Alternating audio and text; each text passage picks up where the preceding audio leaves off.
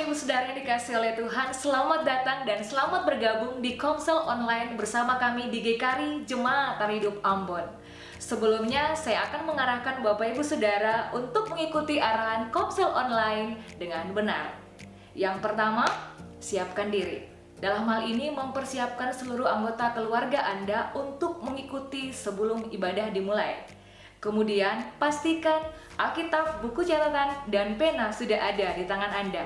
Yang kedua, siapkan hati. Dalam hal ini bergairah dan antusias untuk beribadah kepada Tuhan. Untuk menikmati hadirat Tuhan dan cinta akan Tuhan. Ikuti setiap sesi yang sedang berlangsung, selayaknya kita sedang mengikuti komsel. Yang ketiga, siapkan pikiran. Dalam hal ini, fokus untuk Tuhan dalam setiap sesi ibadah, selayaknya Anda sedang duduk mengikuti komsel. Ingat, jangan menyibukkan diri dengan urusan kerumah tanggaan, pekerjaan, dan lain-lain. Fokus dari awal sampai akhir ibadah. Puji nama Tuhan, kita mau memuji-puji Allah kita. Semua kita bersorak buat Tuhan Yesus. Haleluya. Kita bertepuk tangan sama-sama. Tiada berkesudahan kasih setia Tuhan. Sama-sama kita nyanyikan pujian ini. Semua kita di rumah kita bertepuk tangan. Kita mau nyanyi sorak haleluya buat Tuhan. Tiada berkesudahan kasih setiamu Tuhan.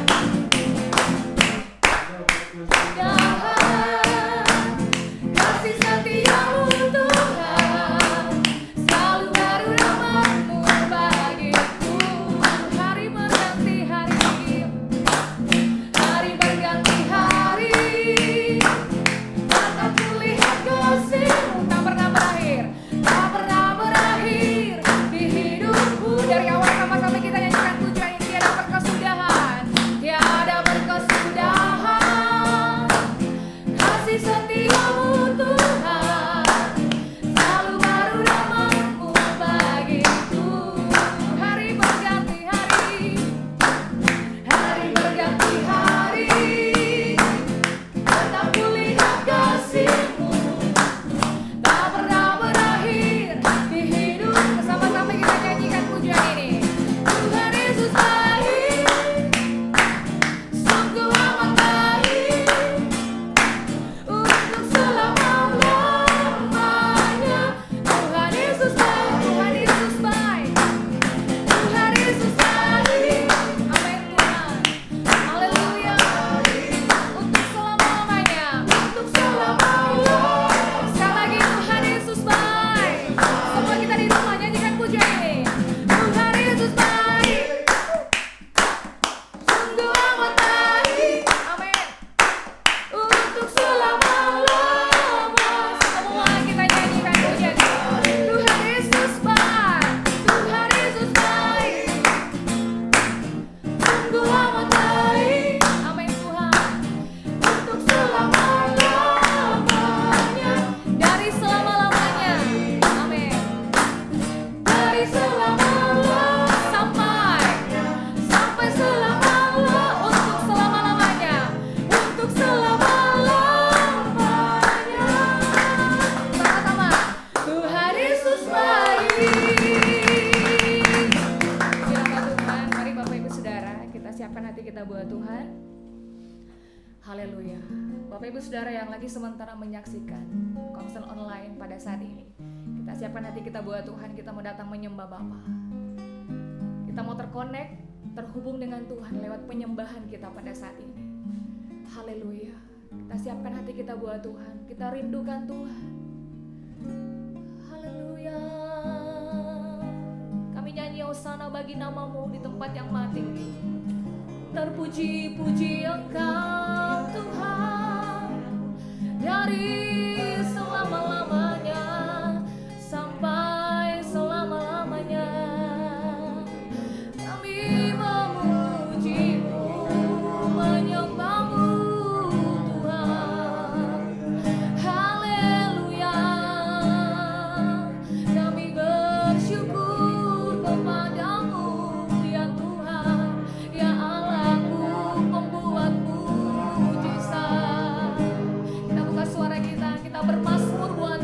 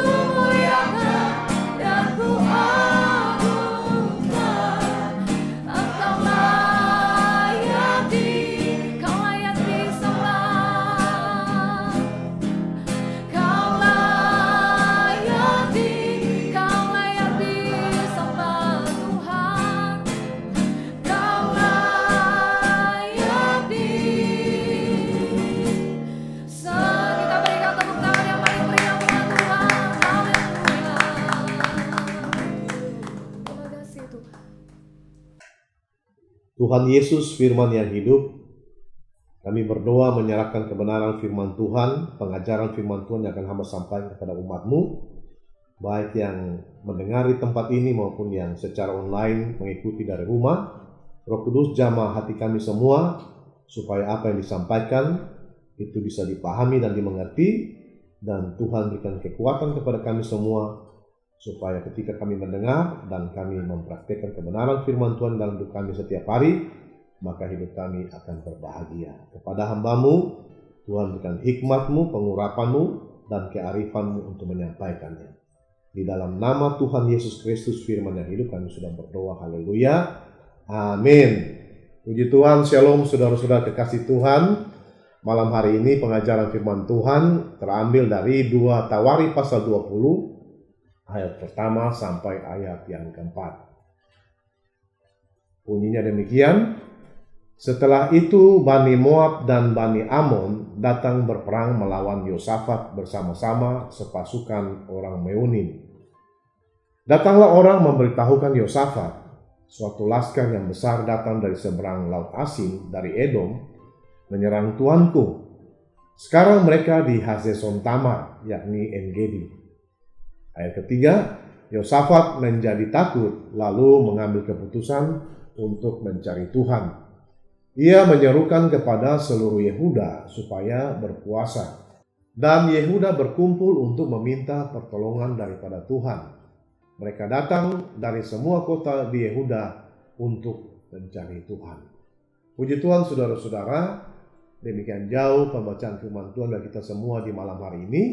Dan kata Tuhan Yesus sekali lagi, barang siapa mendengar perkataan-perkataan firman Tuhan dan mempraktekannya, berbahagialah hidupnya.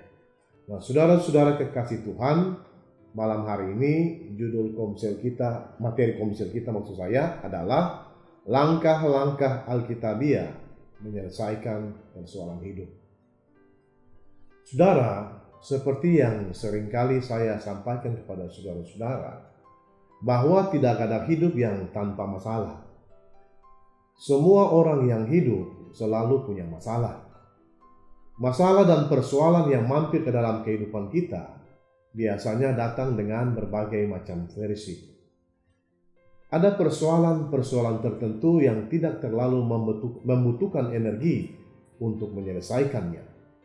Tetapi ada persoalan-persoalan tertentu yang sangat menguras energi dan tenaga kita, dan bahkan berpengaruh sampai ke dalam jiwa kita.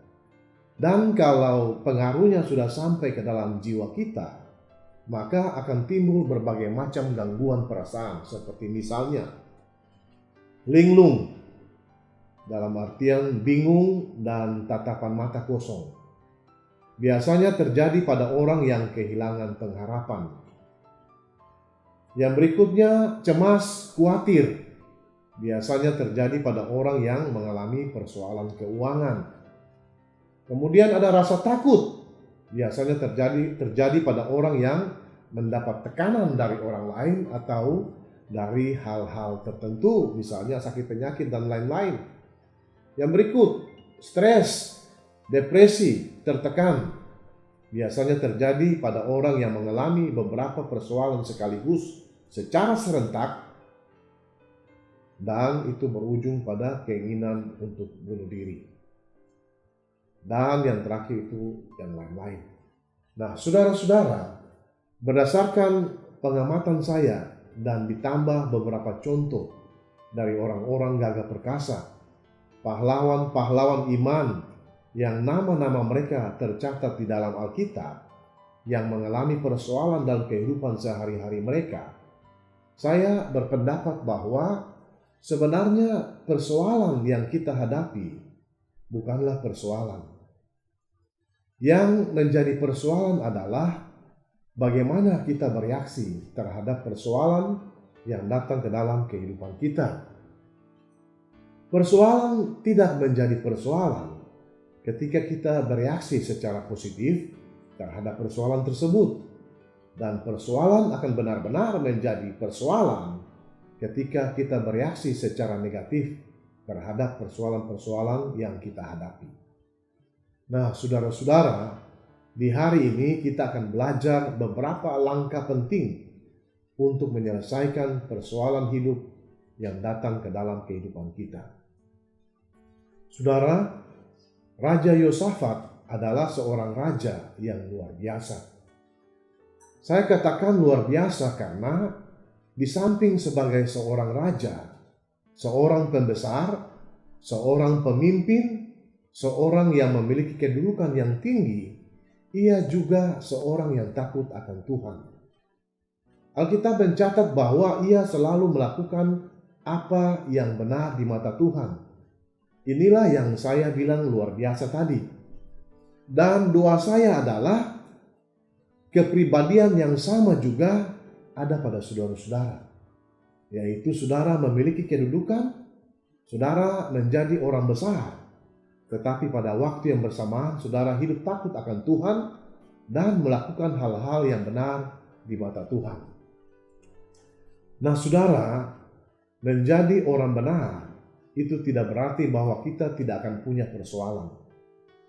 Seperti yang saya katakan sebelumnya, semua orang yang masih hidup pasti punya persoalan, termasuk Raja Yosafat yang hidup takut akan Tuhan dan yang selalu melakukan hal-hal yang benar di mata Tuhan.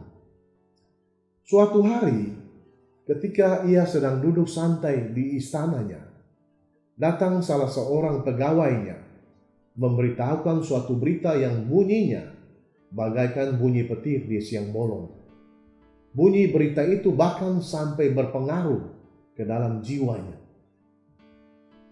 Persoalan yang dihadapinya bukanlah persoalan biasa-biasa yang biasa dihadapinya, melainkan persoalan luar biasa yang tidak pernah dihadapinya. Itu sebabnya dampak dari persoalan ini berpengaruh sampai ke dalam jiwanya. Alkitab berkata bahwa Yosafat menjadi takut. Jiwanya sangat tertekan. Bagaimana dia tidak menjadi takut, saudara-saudara? Bukan saja nyawanya terancam, bukan saja nyawa anak dan istrinya terancam, tetapi nyawa seluruh penduduk di dalam kerajaan Yehuda yang dipimpinnya terancam. Bagaimana tidak terancam? Dari seberang laut asing atau laut mati, datang sepasukan laskar jahat yang terdiri dari manusia-manusia kejam yang tidak berperi kemanusiaan. Laskar ini datang untuk menyerang kerajaan Yehuda, kerajaan yang dipimpin oleh Raja Yosafat. Setelah mendengar berita ini, lemaslah seluruh tubuh, jiwa, dan raga Raja Yosafat, dan dengan segera ketakutan dan kecemasan menyelimuti seluruh tubuhnya. Saudara, di dalam pikiran Raja Yosafat, dia sudah membayangkan anak-anaknya mati, istrinya mati, penduduknya mati, dan sebagai raja, dia pun sudah membayangkan dirinya pasti juga akan mati. Membayangkan semua ini, saudara-saudara, jiwanya sangat tertekan. Dia merasa sangat cemas. Saudara, saya percaya ketakutan dan kecemasan yang menyerang sampai ke dalam jiwa Raja Yosafat setelah mendengar berita ini sama dengan ketakutan dan kecemasan yang menimpa sebagian besar manusia di seluruh muka bumi ini setelah mendengar berita berapa orang yang sudah terpapar virus corona, berapa orang yang sedang dalam pengawasan, dan berapa orang yang sudah meninggal dunia karena virus ini. Persis mendengar semua berita ini, orang-orang di seluruh dunia langsung lemas, takut, cemas, khawatir, dan gelisah. Semua bayangan tentang hal-hal yang buruk mulai menyerang pikiran mereka dan membuat mereka tidak berdaya. Nah, saudara-saudara, dalam kondisi seperti begini, kita harus berhati-hati di dalam mengambil keputusan. Salah mengambil keputusan akan berakibat fatal bagi diri kita sendiri.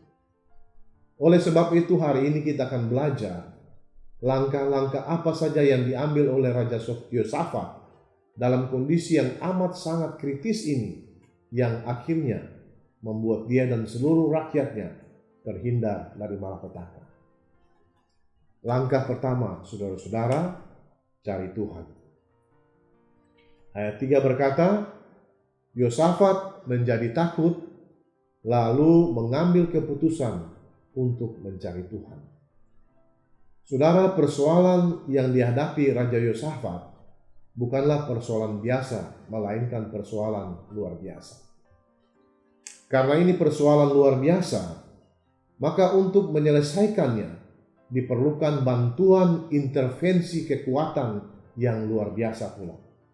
Dan Yosafat tahu secara pasti bantuan kekuatan yang luar biasa untuk menolongnya keluar dari persoalan yang dihadapinya hanya datang dari Tuhan. Begitulah cara berpikir orang beriman, saudara-saudara. Perhatikan kata mengambil keputusan dalam ayat di atas. Ini artinya ketika persoalan ini datang, ada beberapa pilihan jalan keluar yang diberikan. Mungkin para penasihatnya memberikan beberapa pilihan jalan keluar bagi Raja Yosafat.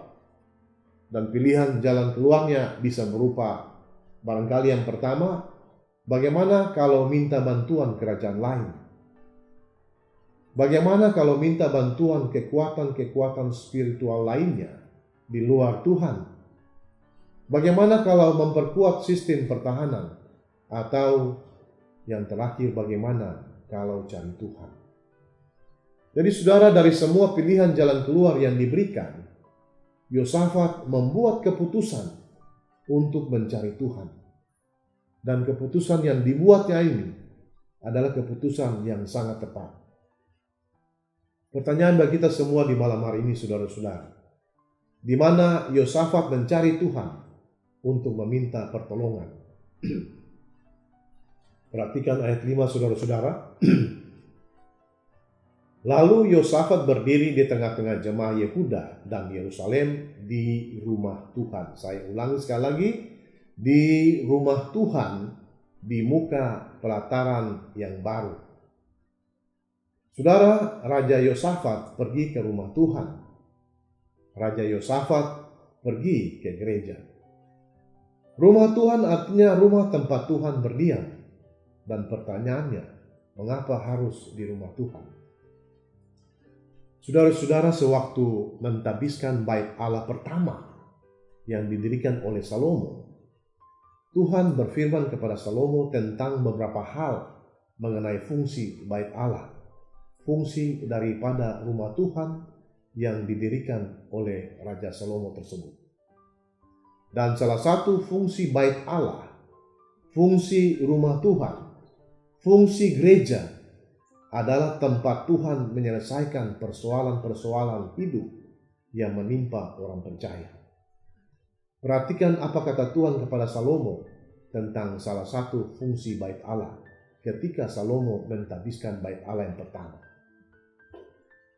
2 Tawari pasal 7 ayat 12 sampai 15. Kemudian Tuhan menampakkan diri kepada Salomo pada malam hari dan berfirman kepadanya, telah kudengar doamu dan telah kupilih tempat ini bagiku sebagai rumah persembahan.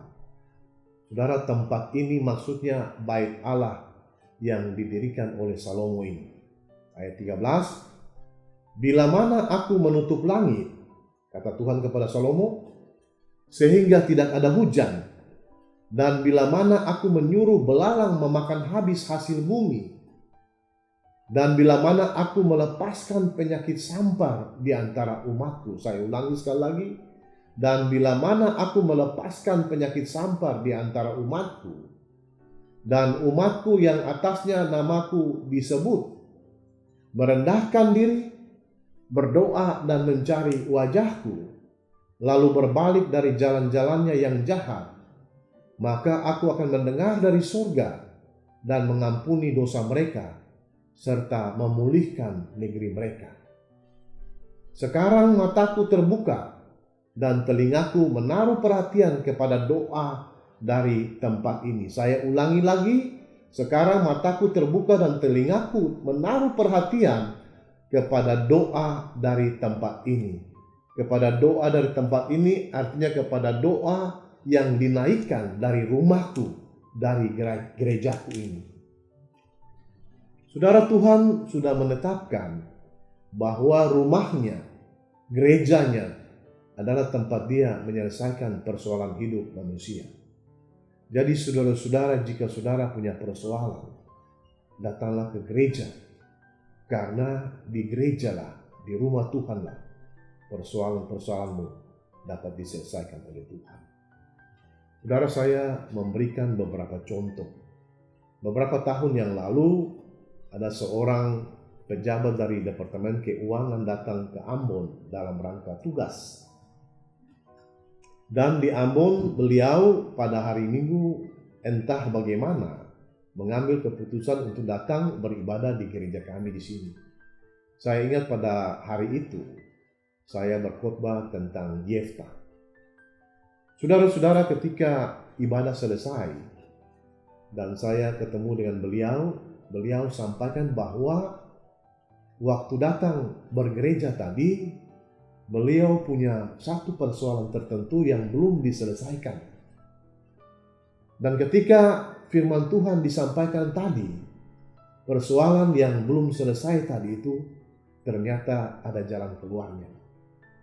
Saudara-saudara, lihat bahwa ketika orang datang di gereja tanpa dia sadari, persoalan-persoalan hidupnya diselesaikan. Contoh kedua, saudara-saudara, ada seorang ibu yang punya persoalan keluarga. Saya sendiri secara pribadi tidak mengerti apa persoalannya karena ibu ini bukan bagian dari gereja kita.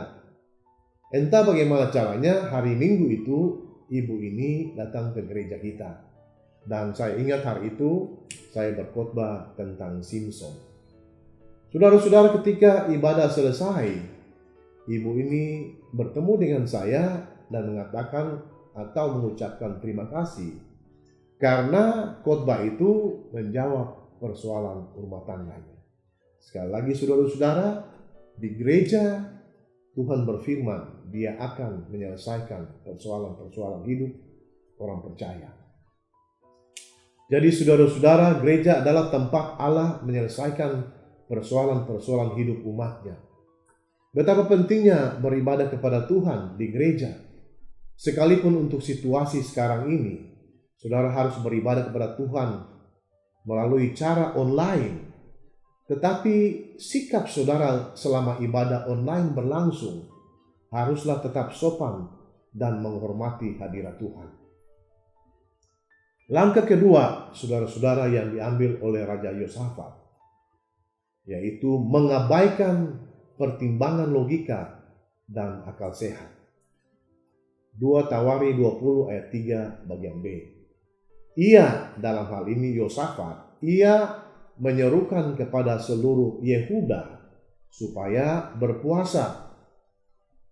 Saudara, di dalam Alkitab khususnya di Perjanjian Lama, seringkali orang percaya mengadakan puasa ketika menghadapi persoalan-persoalan yang rumit, yang sulit diselesaikan secara manusia. Timbul rasa ingin tahu bagi saya untuk menyelidiki hal ini secara lebih mendalam. Saudara-saudara, memang tujuan puasa itu ada banyak. Yang ingin saya jelaskan di sini adalah puasa pada waktu menghadapi persoalan-persoalan yang sulit diselesaikan secara manusiawi. Roh Kudus memberikan saya pemahaman yang luar biasa tentang masalah puasa ini. Jadi saudara-saudara, rahasia firman Tuhan tidak bisa ditemukan tanpa ada usaha untuk menggalinya dan untuk mencarinya.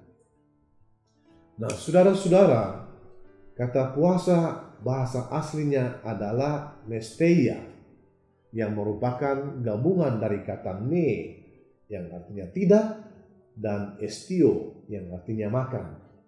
Jadi secara letterleh kata nesteia atau puasa itu artinya tidak makan. Pertanyaannya, mengapa orang percaya di zaman purba menyelesaikan persoalan-persoalan rumit dengan jalan tidak makan? Apa tujuannya, saudara-saudara? Saudara, seperti yang pernah saya sampaikan kepada saudara, manusia terdiri dari tubuh, roh, dan jiwa.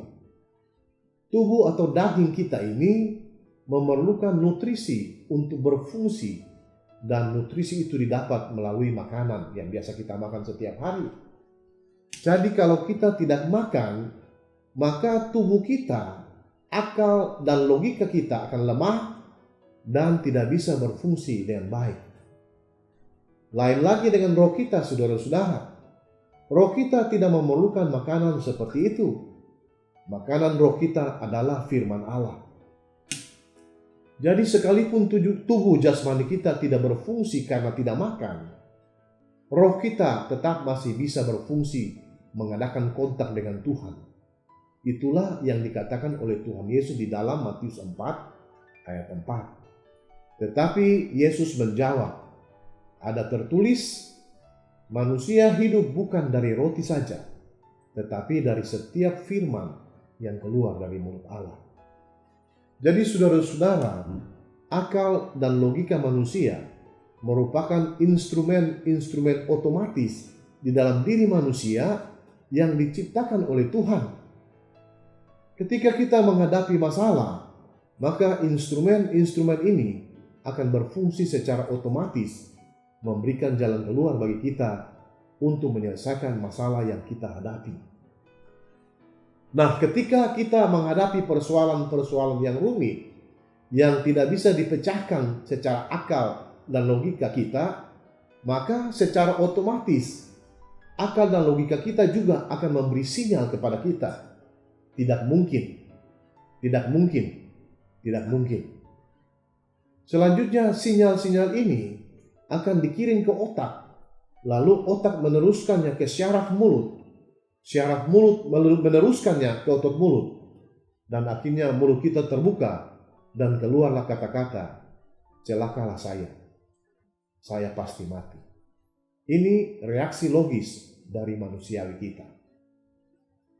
Nah, saudara-saudara, roh kita, karena makanannya adalah firman Allah, maka jenis bahasa yang dikeluarkannya juga berbeda. Bahasa manusia rohani kita bernama bahasa iman. Ketika bahasa manusia jasmani kita berkata tidak mungkin, maka bahasa manusia rohani kita akan berkata, bagi Allah tidak ada yang mustahil. Semuanya mungkin dan tidak ada yang tidak mungkin bagi orang yang percaya. Semuanya mungkin. Itu bahasa iman kita. Saudara, jadi ketika menghadapi persoalan rumit, persoalan-persoalan yang sulit diselesaikan secara logika, maka kedua bahasa ini, yaitu bahasa manusiawi kita dan bahasa manusia rohani kita, masing-masing saling mengirim sinyal ke otak kita. Sehingga kadangkala dalam keadaan seperti begini, di dalam otak kita seperti terjadi peperangan yang sangat hebat. Yang satu mengatakan tidak mungkin, yang satu lagi mengatakan mungkin.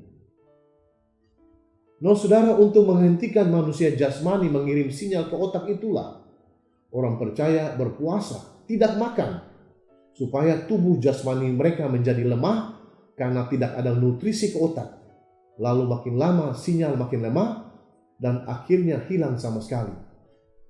Tidak lagi terdengar kata-kata mustahil.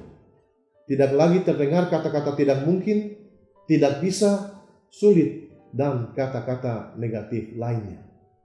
Jadi yang terdengar hanyalah sinyal dari manusia rohani kita. Bagi Allah tidak ada sesuatu pun yang mustahil. Tidak ada yang mustahil bagi orang yang percaya. Bersama Allah kita cakap menanggung segala perkara. Bahasa manusia rohani ini terus-menerus dikirim ke dalam pikiran kita. Saudara-saudara, manusia jasmani kita berhubungan dengan fakta dan kenyataan. Artinya semua yang kelihatan di depan mata. Fakta dan kenyataan selalu sejalan dengan akal dan logika. Sedangkan manusia rohani kita berhubungan dengan hal-hal yang tidak kelihatan mata jasmani. Dan kita menyebutnya dengan istilah iman. Iman selalu bertentangan dengan fakta dan kenyataan. Iman selalu bertentangan dengan akal dan logika manusia. Nah, saudara-saudara, setelah berpuasa, barulah Yosafat mengambil langkah berikutnya, yaitu langkah yang ketiga. Berdoa, minta pertolongan dari Tuhan. Di dalam ayat 4, firman Tuhan berkata, dan Yehuda berkumpul untuk meminta pertolongan daripada Tuhan. Saudara-saudara, kalau saudara berdoa meminta pertolongan daripada Tuhan, sambil logika dan akal sehat saudara berkata tidak mungkin, maka doa yang saudara naikkan kepada Tuhan akan kacau balau dan dipenuhi dengan ketidakpastian. Lalu bagaimana mungkin Tuhan menjawab doa yang dinaikkan dengan ketidakpastian? Di satu pihak, saudara berdoa minta pertolongan dari Tuhan, tetapi di lain pihak, pikiran jasmani saudara selalu mengirim sinyal ke otak saudara. Tidak mungkin, mustahil, sulit. Kalau saudara berdoa sambil berpuasa, maka yang terdengar di pikiran saudara hanyalah suara-suara manusia rohani saudara, yaitu semuanya mungkin, dan mungkin. Dengan demikian doa saudara akan penuh dengan iman. Dan kata firman Tuhan, doa yang disertai dengan iman sangat besar kuasanya. Itu sebabnya saudara-saudara, supaya manusia rohani saudara tetap hidup dan berfungsi, maka saudara harus terus-menerus mendengarkan firman Allah. Bahkan dalam kondisi hari-hari ini yang cukup ekstrim, tetap usahakan untuk mendengar firman Allah, sekalipun itu harus via online. Langkah terakhir, langkah yang keempat, sabar menanti pertolongan Tuhan. Ayat 13 dan ayat 14, demikian bunyi firman Tuhan. Sementara itu, seluruh Yehuda berdiri di hadapan Tuhan, juga segenap keluarga mereka dengan istri dan anak-anak mereka. Saudara, kata orang, sabar itu subur, tidak sabar itu bisa masuk kubur. Memang dalam prakteknya, kadangkala karena tidak sabar, banyak orang mengambil jalan pintas supaya cepat sampai di tujuan. Ternyata bukannya cepat sampai di tujuan, malah cepat masuk kubur. Seluruh penduduk Yehuda, mulai dari orang dewasa sampai anak-anak, setelah selesai berdoa minta pertolongan dari Tuhan, semuanya berdiri di hadapan Tuhan. Untuk apa mereka berdiri di hadapan Tuhan? Jawabannya adalah ya, untuk menanti. Saudara, kalau sampai pada kata menanti, semua orang pasti akan berkata, menanti sampai kapan? Dalam situasi hari-hari ini, apakah kita sudah berdoa? Sudah. Bahkan kita sudah berdoa berkali-kali. Lalu saudara mungkin bertanya, lalu kapan Tuhan menjawab doa kita? Kalau itu pertanyaan saudara, maka jawab saya adalah kita harus menanti sampai pertolongan Tuhan datang. Saudara, menanti itu perlu kesabaran dan juga perlu waktu. Tetapi percayalah saudara-saudara, jika saudara tetap percaya pada Tuhan, tetap berharap pada Tuhan, dan tetap bersandar pada Tuhan, maka pertolongan dari Tuhan tidak akan pernah terlambat. Pertolongan itu pasti akan datang. Karena setahu saya, Tuhan tidak pernah terlambat dalam memberikan pertolongan. Dan semua kita yang percaya, sama-sama dengan saya kita katakan, amin. Puji Tuhan. Mari kita berdoa saudara-saudara. Tuhan Yesus, kami mengucap syukur berterima kasih untuk kebenaran firman Tuhan yang kami dengar di malam hari ini. Kami berdoa Tuhan, bukan saja kami mendengarnya, bukan saja kami memahaminya, tetapi Tuhan berikan kami kekuatan untuk mempraktekkan, mengaplikasi setiap bagian firman Tuhan yang kami dengar di malam hari ini dalam hidup kami setiap hari. Dan kami percaya ketika kami mendengar dan kami melakukan, maka kami akan diberkati oleh Tuhan. Terima kasih Bapa. Di dalam nama Tuhan Yesus Kristus firman yang hidup kami sudah berdoa dan mengucap syukur kepada Bapa di surga. Haleluya. Amin. Puji Tuhan. Puji Tuhan, saya percaya bahwa semua kita diberkati dengan firman Tuhan di malam hari ini. Amin. Amin. Saatnya bagi kita akan memberikan persembahan syukur di malam hari ini. Sebelum kita memberikan persembahan syukur, saya ingin membacakan satu buah ayat firman Tuhan yang diambil dari 2 Korintus pasal yang ke-8 ayat yang ke-12. Demikian bunyi firman Tuhan. Sebab jika kamu rela untuk memberi, maka pemberianmu akan diterima. Kalau pemberianmu itu berdasarkan apa yang ada padamu, bukan berdasarkan apa yang tidak ada padamu. Puji Tuhan. Seperti biasa, persembahan Bapak Ibu akan dipungut oleh PKS masing-masing, atau bisa diantarkan langsung ke gereja, atau bisa ditransferkan ke rekening gereja yang tertera di bawah ini. Puji nama Tuhan. Sama-sama mari kita persiapkan persembahan kita untuk Tuhan. Dan sebelum kita memberi, mari kita berdoa. Tuhan Yesus, Bapa yang baik, terima kasih bagi kesempatan untuk kami memberi di malam hari ini Tuhan. Bapak, kami berdoa sebelum kami memberi persembahan syukur di malam hari ini, sucikan, kuduskan setiap persembahan kami ini Tuhan Yesus, supaya ketika kami memberi persembahan ini layak untuk Tuhan. Kami berdoa Tuhan Yesus supaya diberkatilah pekerjaan kami, rumah tangga kami, studi kami, diberkatilah semua yang kami kerjakan. Kiranya itu dikembalikan bagi kami 30 kali lipat, 60 kali lipat, bahkan 100 kali lipat. Di dalam kuasa nama Tuhan Yesus kami berdoa dan kami siap memberikan yang terbaik bagi Tuhan Yesus. Haleluya. Amin. Puji Tuhan, sambil persembahan dijalankan, sama-sama kita nyanyikan puji ini kepada Tuhan Yesus. Sungguh alangkah baiknya. Haleluya.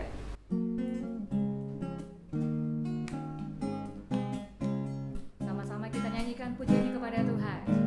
Sungguh alangkah baiknya, sungguh alangkah indahnya Bila saudara semua. Sekali lagi kita nyanyikan pujian ini.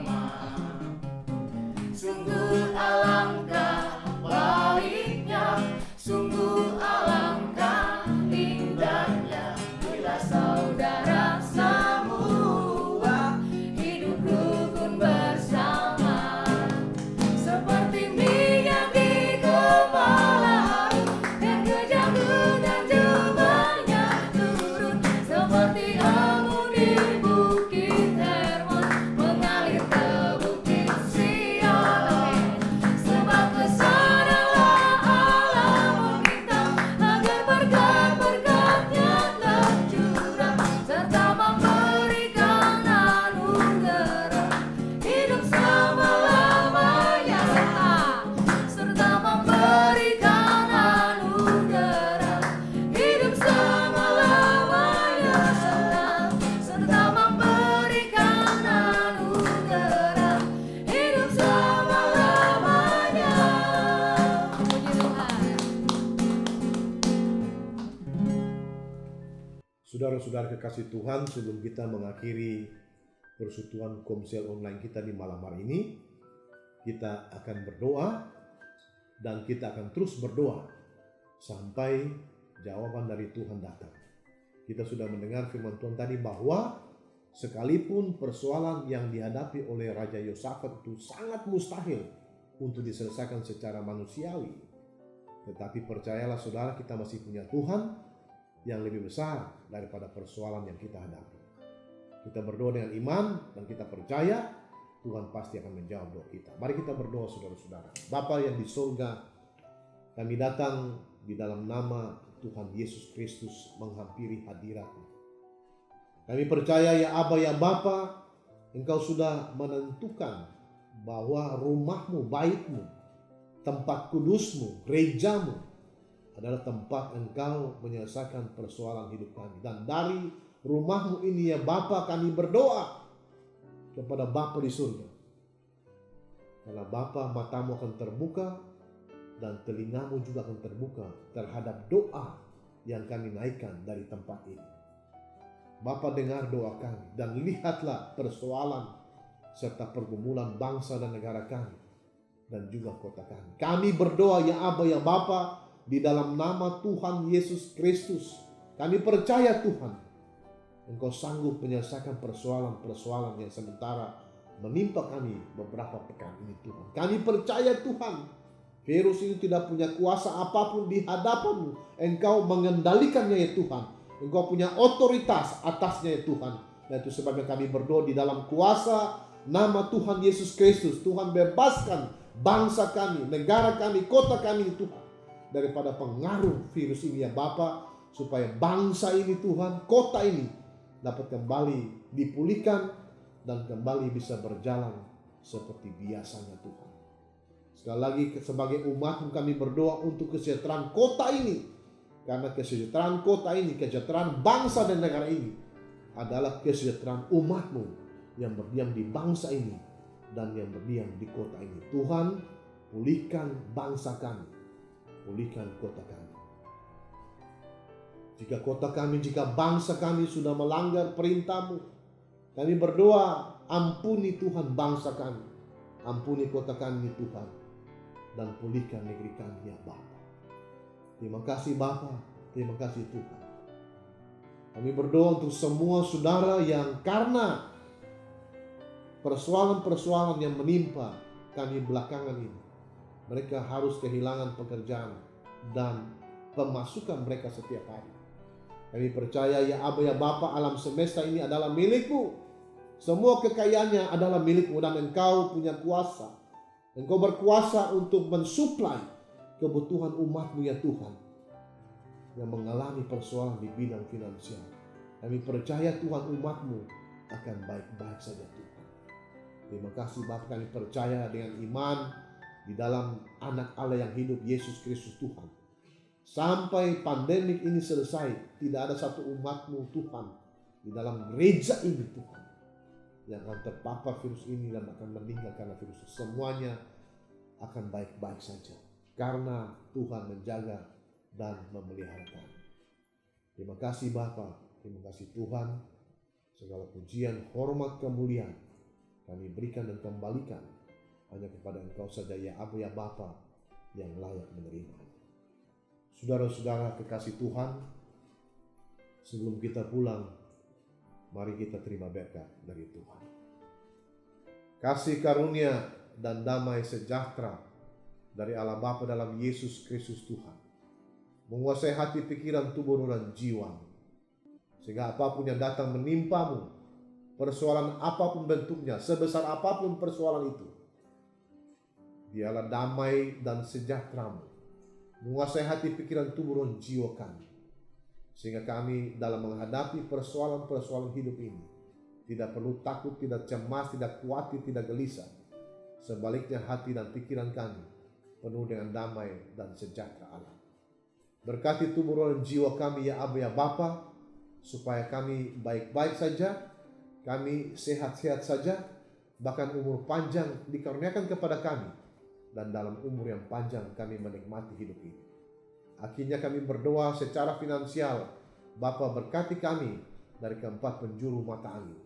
Supaya dalam kondisi yang ekstrim sekalipun yang terjadi belakangan ini Tuhan, semua anak-anak-Mu, semua umat-Mu tetap terpelihara dengan baik, tetap makan dengan cukup, dan bahkan bisa berbagi dengan orang lain. Di dalam nama Yesus Kristus Tuhan, kami sudah berdoa dan mengucap syukur. Dan sama-sama kita katakan, amin, puji Tuhan. Shalom semua, Tuhan berkati saudara-saudara. Amin.